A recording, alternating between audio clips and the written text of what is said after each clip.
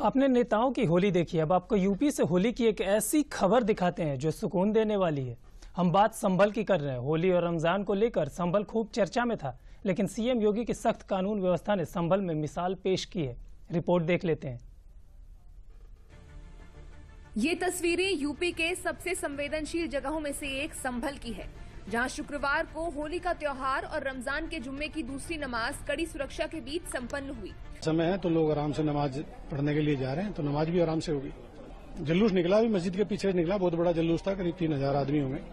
तो अच्छे से निकल गया, सब आराम से हो गया, सब बढ़िया। धन्यवाद। होली का जो पावन पर्व है उसमें 1212 होलिकाएं जिनका दहन होना था वो कल देर रात्रि से आज सुबह प्रातःकाल तक उनका दहन हुआ।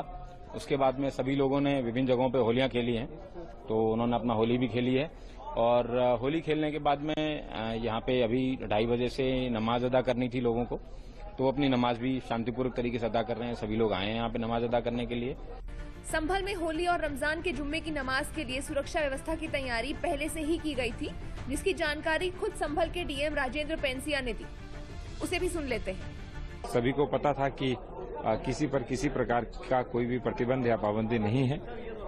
स्वतंत्रता के साथ, सहयोग के साथ, शांति के साथ सभी कार्यक्रम संपन्न हो रहे हैं। सबका पूर्ण रूप से सहयोग है और सद्भाव और सौहार्द की भी एक वानगी यहाँ प्रस्तुत हुई है और इसीलिए रंगोत्सव अच्छे संपन्न हुआ और नमाज भी कुशलता से संपन्न हो रही है। शहर में जितने भी जुलूस या शोभा यात्राएं या चौपाइयां स्थानीय भाषा में कहते हैं, वो जो निकाली जा रही थी वो भी उनमें भी बॉक्स फॉर्मेट में उनको निकाला। आगे पीछे दाएं बाएं हमारी पुलिस फोर्स और मजिस्ट्रेट तैनात थे, इसलिए सब कुछ कुशलता के साथ संपन्न हुआ और जहां से शुरू हुआ वहां से लेकर के अंत तक उनको छोड़ के आए हम, इसलिए किसी प्रकार की कोई घटना भी नहीं हुई।